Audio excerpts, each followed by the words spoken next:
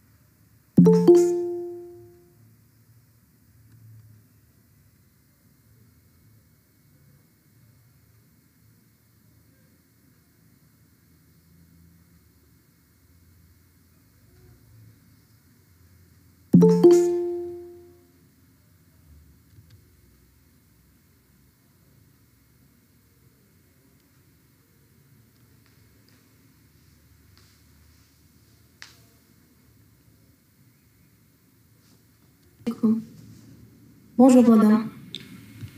Wa alaykoum salam. Alors, vous êtes tous là? Oui, madame. Vous pouvez commencer.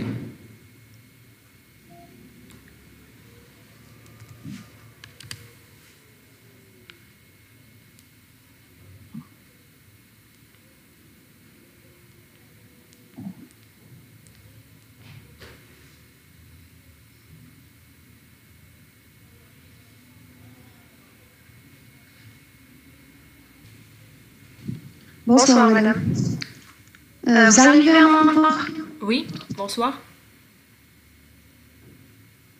D'accord. Je vais faire le partage et je vais commencer. Ok.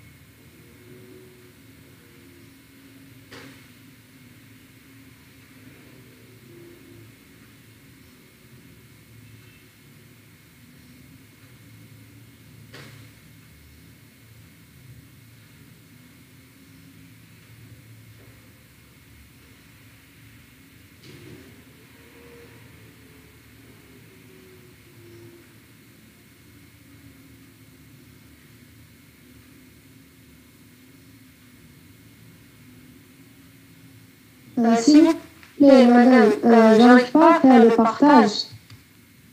Parce que quand je clique sur l'intégralité, partager l'intégralité de votre écran, il n'y a pas avec partager. Ah bon? Est-ce que c'est le cas pour les autres? Est-ce que je peux essayer, madame? Oui, allez-y. D'accord.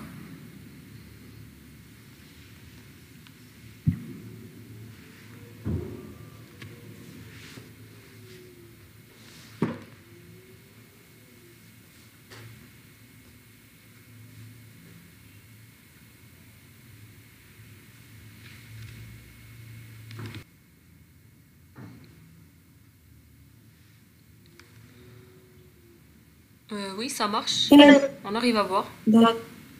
D'accord, je partage le document. D'accord, donc c'est elle qui va partager et c'est moi qui va parler. D'accord, allez-y.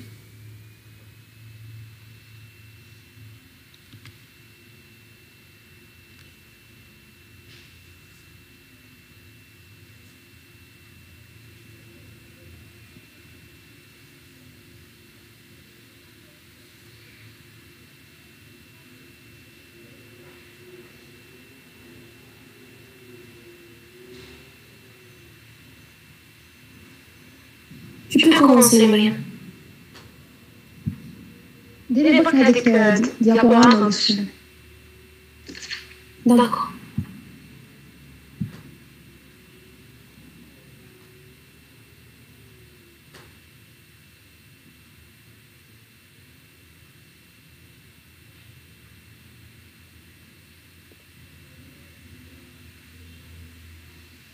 Alors, bonsoir madame. Bonsoir à tous mes collègues, je me présente, je m'appelle Laura Mariam. Aujourd'hui, nous allons présenter le fameux protocole TCP, donc le Transmission Protocol Control Protocol.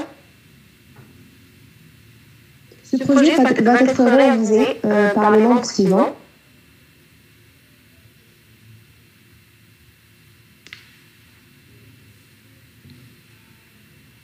Donc, moi-même, Khadija Sabrina, Todel Shahrazad, Boudou Yasmine, Nathalie Yasser, Aziz Hayat, Mohamed et Derdish Rachid.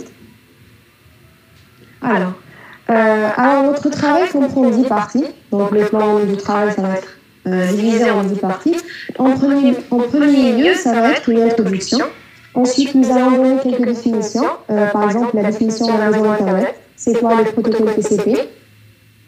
Nous allons parler de la notion du multiplexage et du multiplexage. Par la suite, on verra ce que contient le segment TCP. Ensuite, on va parler de la fiabilité, qui est un avantage du protocole TCP. Donc, on va passer par la connexion, la déconnexion, ce protocole et finalement la sonorisation. Alors, on sait que communiquer, c'est transmettre l'information d'une personne A à une personne B. Ces deux personnes ne peuvent se comprendre que s'ils parlent la même langue. Ou par l'intermédiaire d'un traducteur qui comprend les deux langues. Alors, c'est le cas pour les êtres humains. Le langage,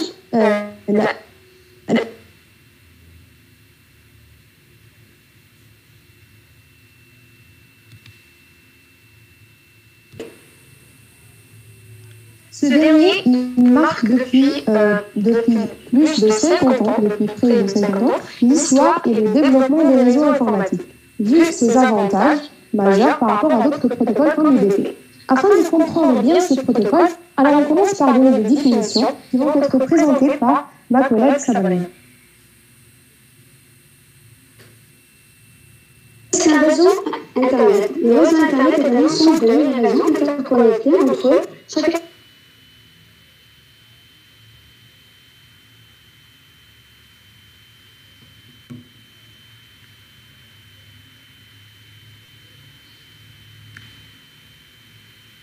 Le modèle OSI.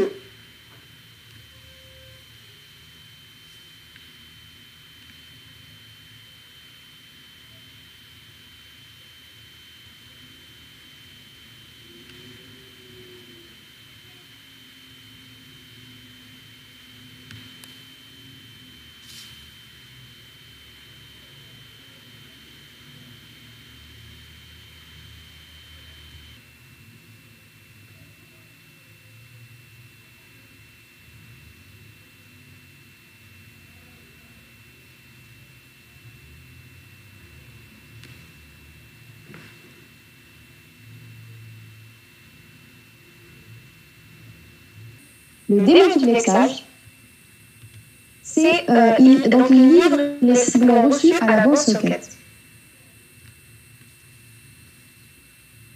La figure suivante, alors donc c'est une figure qui illustre ce que veut dire un multiplexage et un multiplexage. Donc on a des données qui viennent en parallèle. Après Après, ils vont être transmises en série. Ensuite, ils vont sortir en parallèle.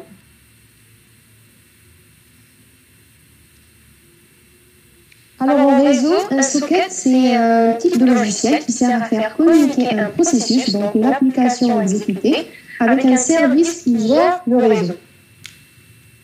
L'adresse du socket, elle contient une adresse IP et le numéro de port. Le numéro de port, c'est un numéro qui sert à distinguer le nom du processus d'une application et permet donc de les différencier. Le tableau suivant montre qu'il y a beaucoup de protocoles qui utilisent le protocole TCP et UDP pour la transmission. Et ces protocoles-là, ils ont un numéro spécial. Donc, chaque protocole a un numéro spécial. Par exemple, le DNS, le Domain Name System, et utilise le protocole TCP et UDP, son numéro de port et de ses comptoirs.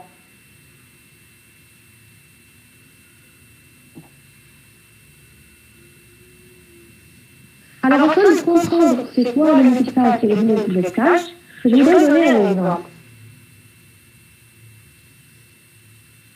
Supposons qu'on a deux pierres à l'ouest, donc la maison ouest qui est celle de Pierre, et la deuxième maison à l'est qui est celle de Jeanne. On suppose que Pierre et Jeanne sont des frères et que nos enfants échangent des lettres. Donc Pierre et Jeanne, ils sont responsables de la collecte de ces lettres, ils sont aussi de ces lettres et la distribution de ces lettres aux membres de la famille. On fait par analogie, en réseau informatique, les maisons, ils représentent les hôtes.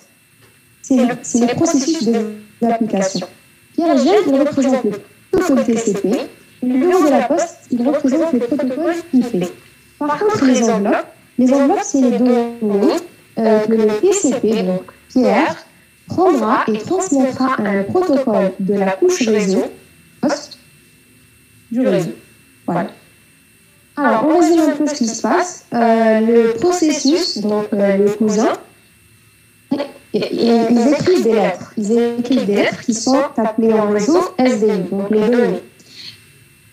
Donc, un protocole ensuite de transport qui est Pierre, il accomplit une opération de multiplexage. Qu'est-ce qu'il fait? Il range chaque donnée dans son enveloppe en spécifiant un numéro de port du processus de l'application utilisée et un numéro de port à utiliser dans le processus de l'application réceptrice. Alors, cette encapsulation transforme le SDI en PDI. Le protocole TCP, il transmet ce PDI au protocole IP. Il transmet au protocole IP, qui est le bureau de la poste. Après, c'est à la poste d'assumer ses responsabilités. En fait, ces lettres ont emprunté un moyen de transmission, donc un câble, ils vont arriver au niveau de la couche réseau de l'autre récepteur. IP, il va accomplir certaines opérations. Après avoir terminé, ce dernier il fait appel au protocole de transport qui est ZAN, l'opération de démultiplexage qu'on transmet dans chaque enveloppe à son destinataire. Là, on peut voir dans la photo que on a fait donc par analogie, les cousins ils représentent donc la partie application, et donc Pierre et Jeanne ils représentent donc couche transport, donc le protocole TCP, et la poste c'est la couche réseau, donc c'est le protocole IP. Après, la qualité de service offerte par Pierre et Jeanne dépend étroitement de la qualité de service offerte par le bureau de la poste. Voilà.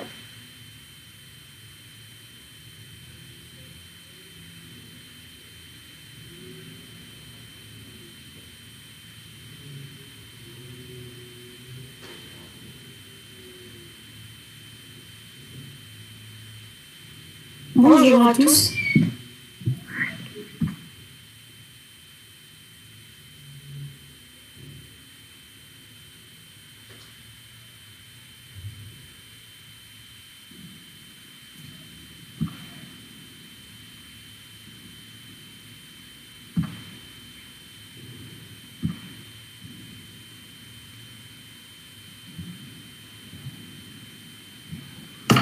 On sait tous, la couche transport est utilisée pour configurer une connexion afin de pouvoir échanger des données périphériques réseau.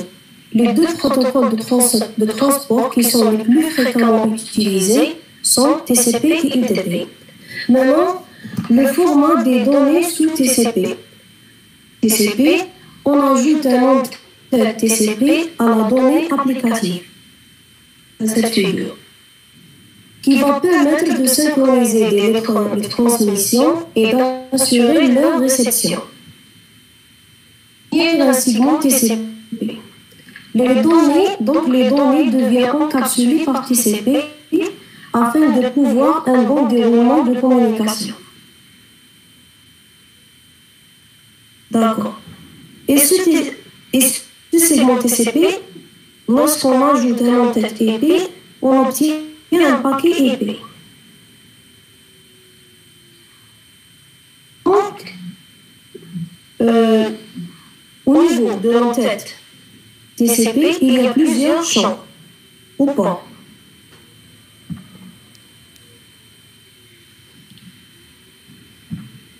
Segment TCP, comme on montre cette figure. On a, premièrement, le port source et le port destination sur 16 bits. Et pour déterminer le type d'application, on voit que le numéro de séquence est sur 32 bits. C'est quoi un numéro de séquence? Si le flag signe est à 0, le numéro d'ordre est celui du premier mot de segment en cours. Mais à 1, le numéro d'ordre est égal au numéro d'ordre initial utilisé pour synchroniser le numéro de séquence. On a le numéro accomplishment, le numéro d'acquittement ou d'accusé de réception. C'est correspond au numéro d'ordre du prochain segment attendu et non le numéro du dernier segment reçu. On a appelé data offset ou bien décalage de données. Elle est sur 4 bits. Il est sur 4 bits, il permet de repérer le début des données dans le paquet. Ici est essentiel, car le champ d'option est de taille variable. Le reserved, ou bien le réservé sur 6 bits. Champ inutilisé actuellement, mais prévu de l'avenir. Les flags. Les flags ou bien les drapeaux. Les champs flags, un endroit au TCP, différents types de messages. Il est sur 6 bits. Il contient les différents messages ERG sur 1 bit, K1. C'est accomplishment sur 1 bit, il permet l'accusé de réception. Le PSH sur 1 bit. Ensuite, on a le flag fin sur 1 bit, le flag signe sur 1 bit et le flag RST sur 1 bit. La signification de chacun de ce type de message, on a URG. Si le drapeau ou bien le flag est mis à 1, le paquet doit être traité de façon urgente. ACK, si le drapeau est mis à 1, le paquet est un accusé de réception. On a aussi le PSH, drapeau est mis à 1, le paquet fonctionne suivant la méthode push. C'est quoi la méthode push? Elle permet à l'information ou bien l'information de cette méthode est poussée de manière automatique vers l'utilisateur en fonction des préférences et de ses caractères en utilisant des flux RSS. Des listes de diffusion de logiciels de surveillance, de pages web ou des abonnements à un centre de documentation. RST, si ce drapeau est en 1, la connexion est réinitialisée. Indique un demande d'établissement de la connexion. Et enfin, le flag fin, si ce drapeau est en 1, la connexion s'interrompt. Si on revient à le segment TCP, champ comme le champ à droite plutôt, le champ Windows Size. Il est sur 16 bits. La taille de la fenêtre. C'est là où on spécifie le nombre d'octets de données qui seront envoyés recevoir l'accusé de réception à notre bout. Pour éviter la surcharge des octets envoyés, il peut effectuer des retransmissions en cas d'erreur. Ensuite, on trouve le champ ou bien le port checksum. TCP, il est sur 16 bits plutôt. Permet de contrôler les données n'ont pas être perdues. Checksum, son de contrôle, permet de contrôler que les données n'ont pas être perdues. À droite, on a le port Urgent Pointer, il est sur 16 bits. Ou bien pointeur urgente. Il indique le numéro d'ordre à partir de quelle information devient urgente. Option, qui est de taille variable, comme on a montré dans le data offset. Diverses. On remplit l'espace restant après les options avec des zéros pour avoir une longueur multiple de 32 bits. Donc, pour tous les segments TCP, on a le même en tête qui contiendra les mêmes champs et les mêmes tailles.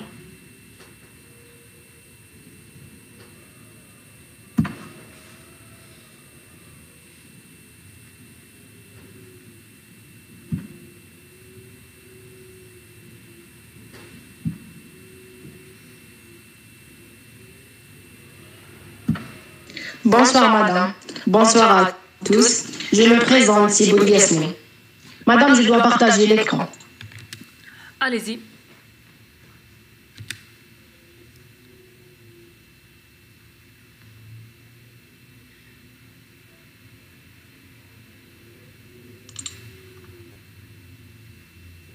Maintenant, on passe à la fiabilité. Fiabilité du protocole TCP. TCP est un protocole de transport, comme le montre le tableau suivant. C'est un protocole de transport orienté connexion, ce qui signifie qu'il va établir une connexion avant de transférer des données. Le séquençage signifie que nous étudions un numéro de séquence, numéro d'ordre, c'est-à-dire que les paquets sont numérotés pour s'assurer de les retrouver dans le bon ordre arrivé. Comme il est fiable, il va configurer une connexion avant de commencer à envoyer des données et partager des fichiers. Il existe des transferts. Le protocole TCP permet d'assurer le transfert des données de façon fiable, fait par le schéma suivant. Tout d'abord, l'émetteur envoie un segment à le destinateur et attendra un acquittement avant d'envoyer un nouveau segment. Lorsqu'un segment est reçu par le destinateur, celui-ci vérifie que les données envoyées sont correctes. Et si c'est le cas, il va envoyer un message d'acquittement positif par l'expéditeur. Maintenant, on peut envoyer un nouveau segment, comme le montre.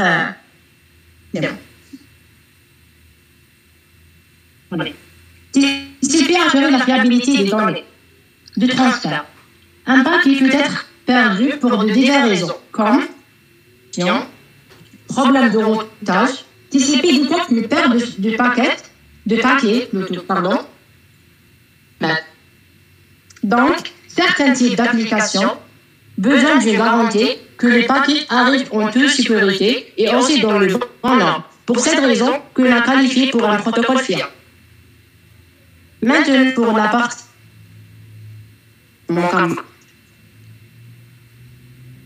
Bonjour madame, vous m'entendez?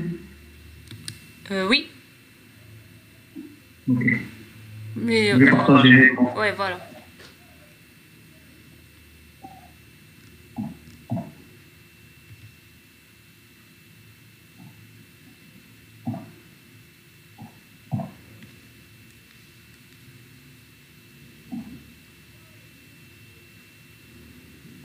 Vous voyez? Oui.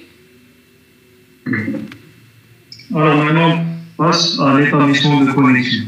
Puisque ce processus de communication qui se fait grâce à une émission de données et à un accusé de réception est basé sur un numéro d'ordre que l'on appelle généralement numéro de séquence, émettrice et réceptrice connaissent le numéro d'ordre initial de l'autre machine. Le protocole TCP est fiable, donc il va configurer tout d'abord une connexion avant de commencer à envoyer des données. Et en 3 étapes, il s'appelle le Freeway Handshake. Exemple d'un PCA qui va envoyer des données au PCB de manière fiable. Donc, le PCA, il enverra un message TCP SYN. C'est le moment de synchronisation. Ça veut dire qu'il veut indiquer au PCB qu'il veut établir une connexion avec lui. Dans cet exemple, on voit que le numéro de séquence est 1. Ensuite, dans un second temps, le PCB répondra au PCA en envoyant un message SYN ACK. Le numéro de séquence ici, c'est 100, c'est un nombre qu'on a pris aléatoirement. Et on voit que ACK, c'est l'accusé de réception, il y a 2. On remarque qu'on a ajouté un 1 au numéro de séquence. Ça veut dire que le PCB le reconnaît bien avoir reçu le message précédent du PCA et qu'il est prêt pour le message suivant. Et enfin, dans un dernier temps, le PCA il va répondre avec un accusé. Il va répondre avec un accusé de réception vers le PCB. On voit que l'accusé de réception est à 101 et qu'on a incrémenté 1 au message d'avant. Ça signifie qu'il reconnaît bien le numéro de séquence du PCB. Donc pour résumer ces 3 étapes et mieux comprendre que le PCA envoie un TCP SYN, c'est pour dire au PCB qu'il veut lui parler.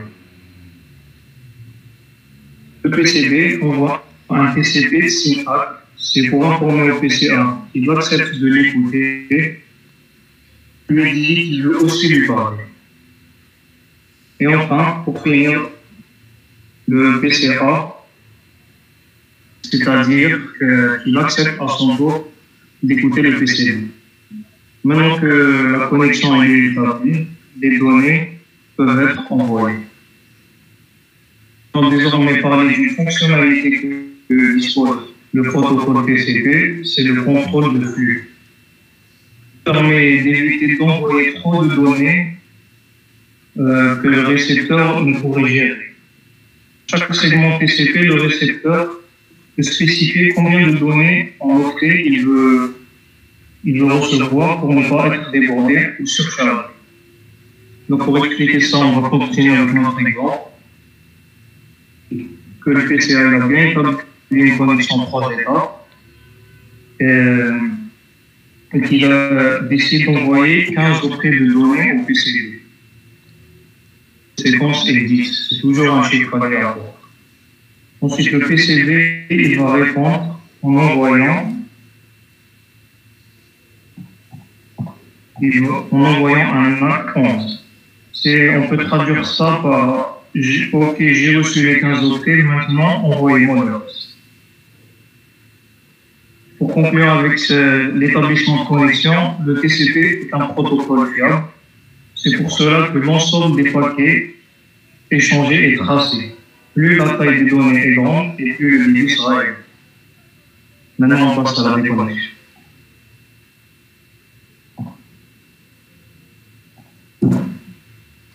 Bonsoir madame, je suis Aziz Hayat, je dois partager l'écran.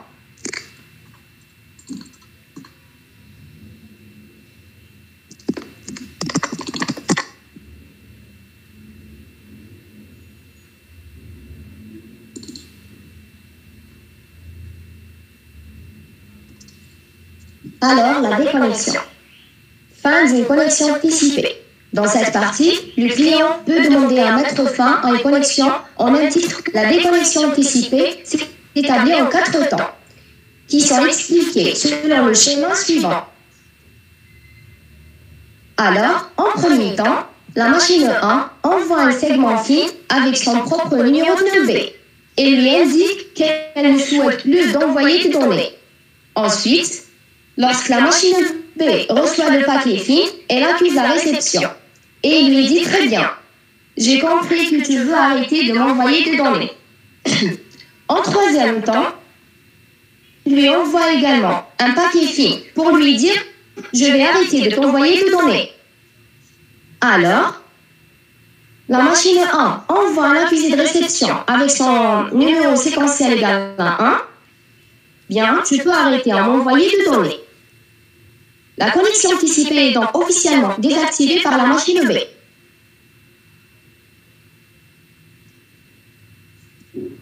On va voir maintenant les différents états de la déconnexion du protocole TCP. Wait 1 veut dire que l'application a terminé. Et wait 2 pour dire que l'autre extrémité est d'accord pour libérer la connexion. Pour le troisième état, time wait, fin d'émission des segments, et c'est la même chose pour l'état last hack. On a aussi l'état close wait, temps de fermeture initialisé par l'autre extrémité. Pour conclure, le protocole TCP a comme but d'assurer la communication des applications indépendamment des couches inférieures. Les routeurs acheminent les données sous forme de datagrammes. Via le protocole TCP, les deux machines doivent établir la connexion. On passe maintenant à la partie simulation. Je donne la parole à mon camarade.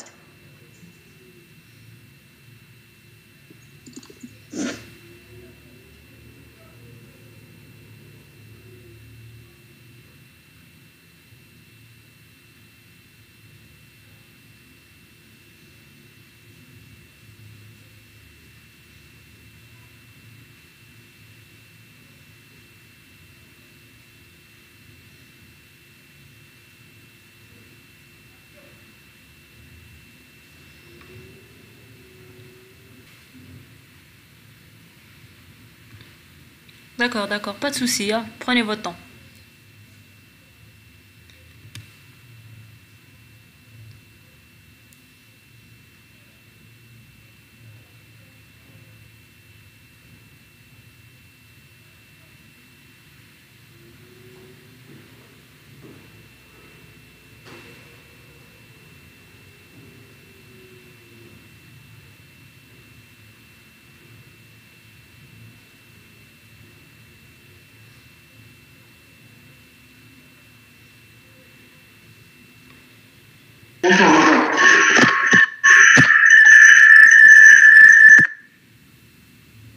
Vous m'entendez? Oui, je vous entends.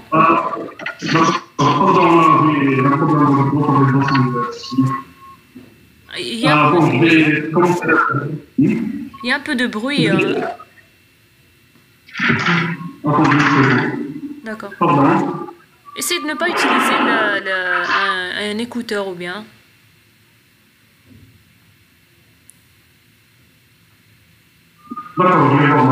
D'accord.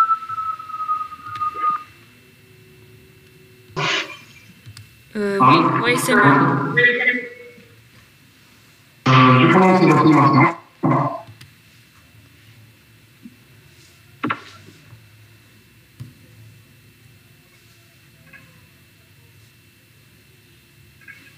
Bon, le compresseur est un sélecteur de matériel Velociso et son but est d'optimiser l'apprentissage sur le principe de réseau. Et dans notre simulation, on va l'utiliser pour l'étude du protocole TCP. Tout d'abord, on va créer un réseau entre un PC et un serveur et on va lier avec un câble. On configure notre PC sur l'adresse IP 192.168.1.1 et l'adresse MAC va s'afficher automatiquement. Notre adresse IP pour notre serveur. Voilà, 182, 168.1.2. Maintenant, je laisse mon camarade HSDP pour continuer la partie des établissements des connexions sur le protocole TCP. Bonsoir, vous m'entendez? Ouais. Pour continuer donc l'enseignement, dans cette partie, vous êtes ensemble. Pardon? Vous êtes ensemble. Oui, nous sommes ensemble. Voilà, oui. Donc, dans cette partie, nous allons suivre la route des parties de données qui vont mettre en place la communication.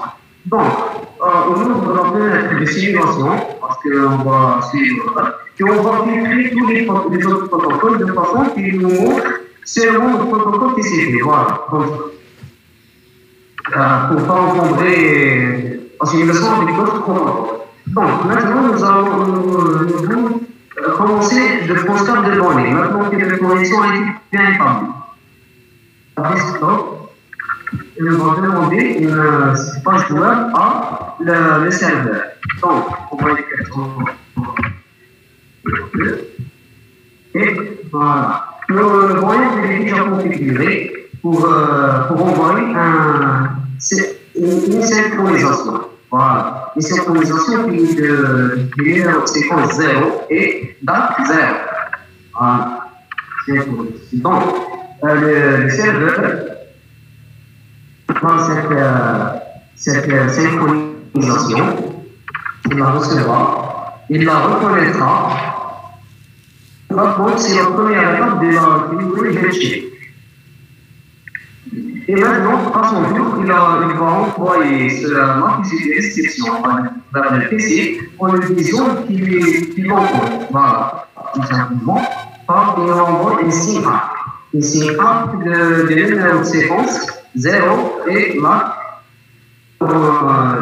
déjà montré en théorie. Donc, il va l'envoyer. Le PC va recevoir cette signe A. Il va recevoir comme ça, et il va envoyer. Voilà, comme ça, 0, 1. Il va à son tour envoyer vers le PC, donc comme si tu peux m'entendre, maintenant envoie-moi la donnée, qui est un phase. Voilà. Il envoie une A de 1. Voilà. Le serveur va recevoir cette A, qui est dire commencer à envoyer des données, mais il va recevoir dans le port 80. Ça veut dire que le PC doit communiquer avec le port 80 du serveur. C'est le port écouté. Voilà, tout simplement, c'est le port écouté. Le PC veut écouter le port 80 du serveur. Donc, maintenant que le serveur va envoyer la donnée, qui est une page web, il va l'envoyer vers à partir de son port 80. Voilà, pour que le PC puisse la recevoir. Voilà. Maintenant, on passe à la partie des connexions, qui va être présentée par Laurent. Bon, pour la partie des connexions, vu que notre ordinateur a reçu toutes les données requises, il va essayer de mettre ça comme on voit ici. On voit un accusé map avec une séquence de nombre 101 et un map. Et le serveur va recevoir cette activité. Il va recevoir, on va essayer qu'il reçoit 5 plus A, qui est le nombre de séquences là. Et lui essayer de mettre un acte de fin. Un accusé de réception de 5 plus 1 acte. Et bon, c'est 472 et un acte de nombre 102. Après, le PC va recevoir cet accusé et il va mettre ça dans et pour le serveur, pour lui dire que c'est bon, j'ai intégré le serveur connexion. Et dans cette simulation, nous avons vu le centre de TCP fonctionne par les connexion à rapport des attention, il faut comprendre.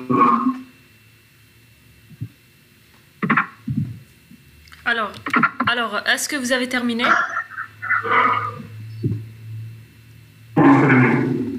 Alors déjà, bravo. pour votre rapport. Donc votre rapport il est excellent. C'est le meilleur rapport que j'ai reçu jusqu'à présent. Donc c'est le meilleur rapport qui a été envoyé. J'ai adoré sa structure. On voit que vous avez énormément travaillé sur ce projet. J'ai juste un petit problème au niveau de la page numéro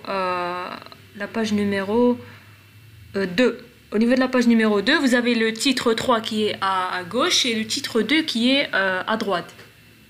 Donc normalement c'est l'inverse. Donc quand on présente un rapport en 2 colonnes, on commence toujours par la colonne qui est à gauche, puis la colonne qui est à droite. Oui, madame, vous avez raison. Juste la compte à la fiche technique et photo, donc c'est pour ça remplacer tableau et les photos. Ah, ok, voilà. Donc, vous le savez. Sinon, comme j'ai dit, le rapport il est excellent, il n'y a rien à dire sur ça. Au niveau de l'exemple que vous avez illustré au tout début, celui de la poste, il fallait quand même mettre des prénoms algériens. Donc, c'est pas cool de mettre des prénoms français. On n'est pas français. Quand vous avez parlé de SDU et de PDU, donc que voulez-vous dire par PDU et que voulez-vous dire par SDU?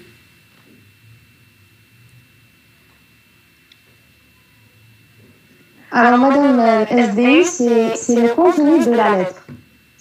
Parce que SDU veut dire le Service Data Unit. Donc, c'est le contenu de la lettre. C'est à l'émetteur de connaître ce qu'il y a dedans. Donc, le destinataire, il ne peut pas connaître le SDU. Mais est-ce que ça existe en réseau, cette notation? Et on connaît PDU, c'est un type de données présent au niveau d'une couche.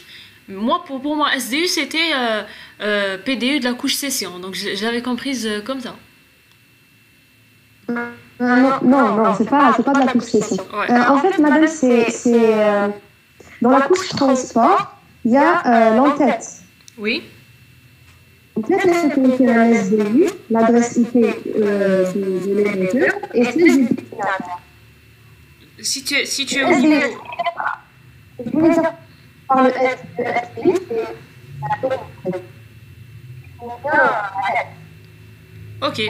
Ok, donc si c'est comme ça, c'est d'accord. Au niveau de votre rapport, vous dites paquet UDP. Donc normalement, on ne dit pas paquet UDP, mais on dit datagramme UDP. Au niveau, quand vous avez expliqué l'entête TCP, ce que j'ai pas aimé, c'est un mélange entre des champs écrits en français et des champs écrits en anglais. Donc il fallait unifier le tout en français puisque vous faites une présentation en français. Donc vous aviez des mots du style Windows size, après vous avez données en français, vous avez numéro acknowledgement, alors qu'il fallait mettre numéro d'acquittement, flags, reserved, etc. Donc ça, il fallait le mettre en français et c'est en français au niveau de votre rapport. Au niveau du champ pointeur d'urgence, donc quand est-ce que ce champ il prend un sens? Quand est-ce qu'on le prend en considération? Dans quel cas?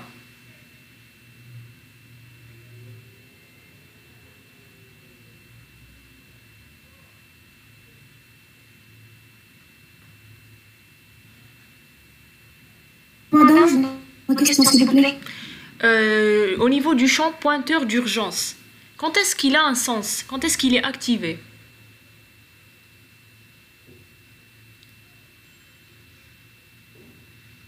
Madame, madame, Oui. lorsque l'information devient urgente, donc c'est ça. Oui, puisque l'information elle est urgente, donc forcément...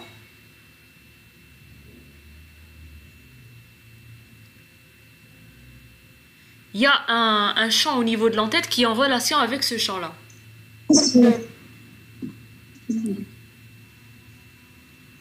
Donc, quand tu as présenté les différents champs du segment TCP, il y a un champ qui est en relation avec le champ pointeur d'urgence. Et il prend son sens uniquement si ce champ est aussi activé.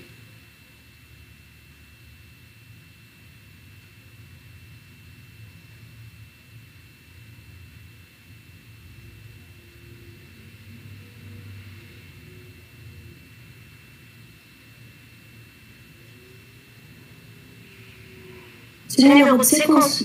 Non?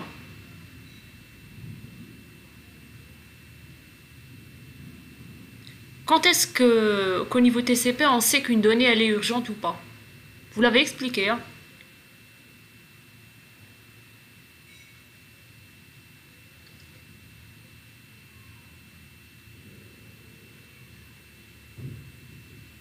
C'est lorsque le flag URG est égal à 1. Lorsque le flag URG est égal à 1, le champ pointeur d'urgence est activé. Donc si URG n'est pas égal à 1, on ne regarde pas le champ pointeur d'urgence parce que la donnée elle n'est pas urgente. Il n'y a pas la peine de spécifier quand est-ce que la donnée commence à être urgente puisque le segment en entier n'est pas un segment urgent. Quand vous avez aussi parlé, donc celui qui a expliqué tout ce qui est connexion, établissement de la connexion, etc. Donc bravo pour lui, vous avez très bien expliqué cet établissement de connexion via les 3 étapes. Au niveau de la communication, donc après avoir mis en place cette connexion, quand on commence à s'envoyer des données, est-ce que la taille de la fenêtre peut changer?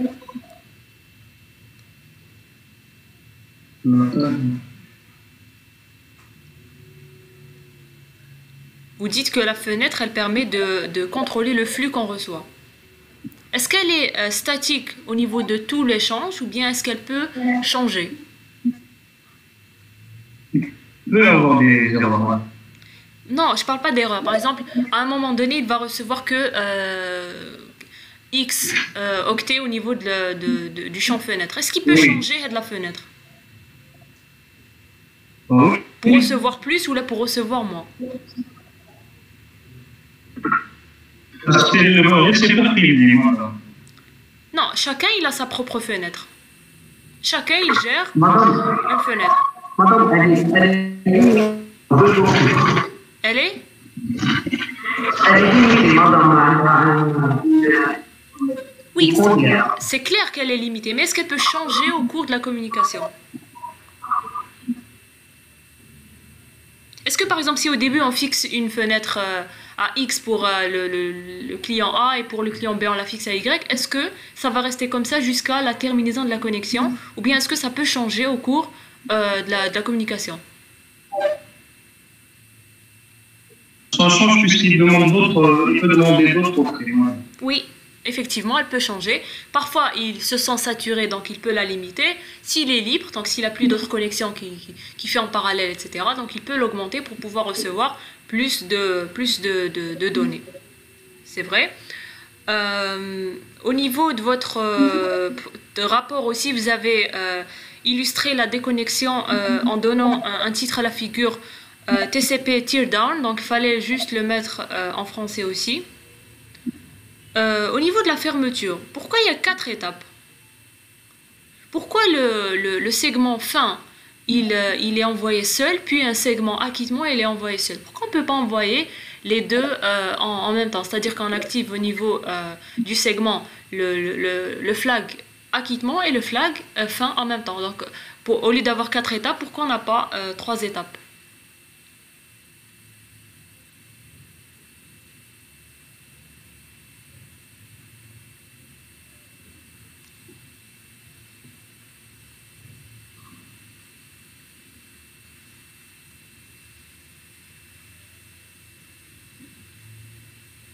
Parce qu'on ne veut pas envoyer d'informations.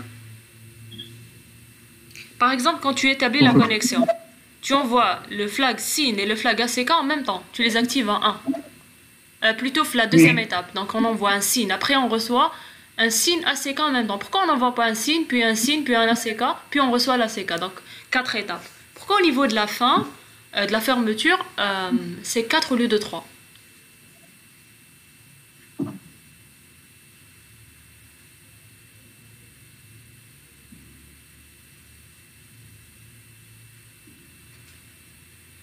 Madame, Oui. madame, s'il y a une erreur, il va le retransmettre. C'est pour ça qu'on va y mettre acquittement. Pour confirmer, madame. Qu'est-ce qu'il fait? Au lieu d'envoyer fin et après d'envoyer l'acquittement qu'il a reçu le fin du client, il le fait en même temps. Pourquoi il ne peut pas le faire en même temps? En même temps, il acquitte et en même temps, il demande aussi la fermeture de la connexion.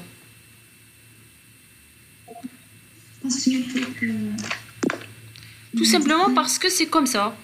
TCP a été mis en place comme ça. On ne peut pas mettre au niveau d'un segment TCP ces deux flags en même temps. C'est tout. C'est pas possible d'avoir un segment TCP où il y a ces deux flags qui sont mis à un en même temps.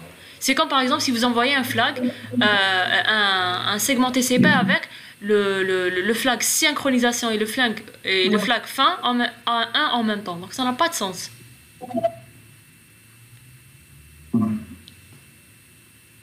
Donc pour fin et acquittement, ils ne peuvent pas être à un en même temps. Donc on envoie d'abord le fin seul, puis on envoie un segment où il y a flag acquittement à 1. Au niveau de votre simulation, vous avez mis en place un PC avec un serveur. Vous avez utilisé quel câble?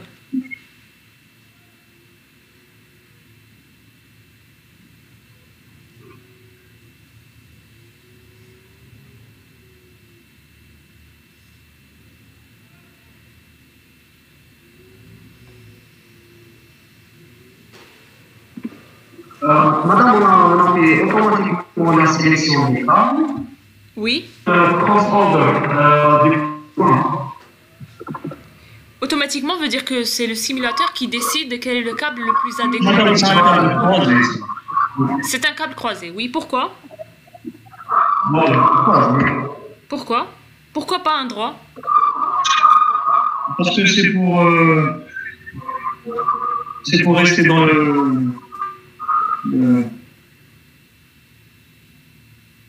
c'est parce que c'est des équipements qui sont dans le même modèle.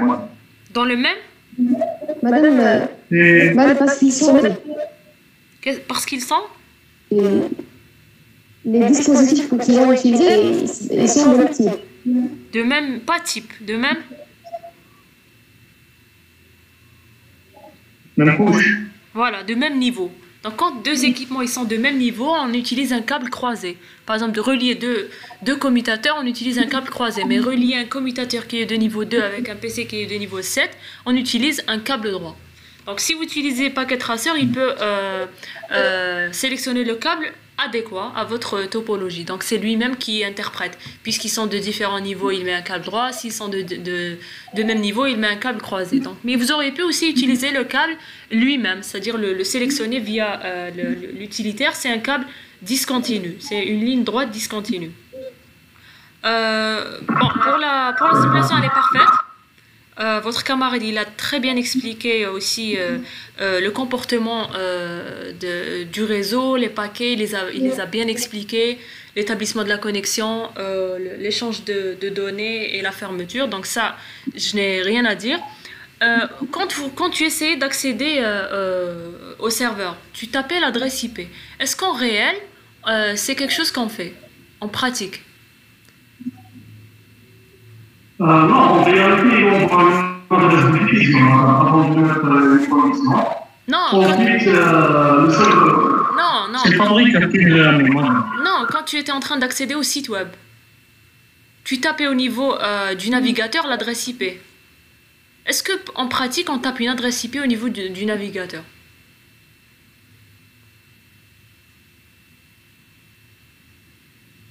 Puisqu'on a... Oui.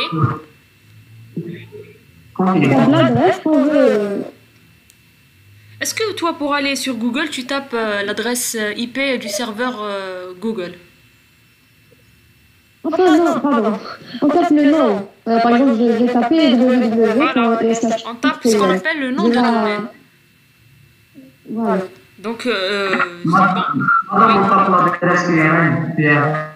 voilà, c'est ça. Donc, on tape ce qu'on appelle un nom de domaine. Donc, ça, c'est fait grâce au protocole DNS. Donc, si vous aviez configuré un serveur DNS, il y aurait eu cette traduction. Bon, mais ça ne fait pas partie de du cadre de votre projet. Donc, même taper l'adresse IP directement, c'est plus rapide. Donc, Pourquoi? Parce que c'est pas l'objet de votre projet. C'était juste une question. Je voulais juste savoir si vous saviez qu'en pratique on fait ça ou autre chose. Mais sinon, ce que j'ai à vous dire déjà, c'est merci pour le rapport qui est de qualité, qui est le meilleur rapport au niveau des deux sections. Donc je vous remercie pour ça. La présentation, elle est magnifique aussi. Les figures, c'est pas les mêmes qu'au niveau du rapport, donc ça c'est un bon point. Il y avait beaucoup d'explications, donc surtout le camarade qui a expliqué la connexion, celui qui a fait la simulation et la demoiselle qui a expliqué l'entête. C'est parfait, donc vous avez très bien présenté et on sent qu'il y avait un travail de groupe et que tout le monde a participé. Donc rien que pour ça, je vous remercie. Et aussi même pour votre simulation qui a retracé tout ce que vous avez dit. Et voilà, donc c'est un remarquable travail et je vous remercie pour ça. Merci beaucoup, madame. Merci à vous. Merci, madame. On peut citer madame. Bien sûr, oui. Allez, bonne journée. Merci, madame. Bonne journée. Merci, madame. Bon courage.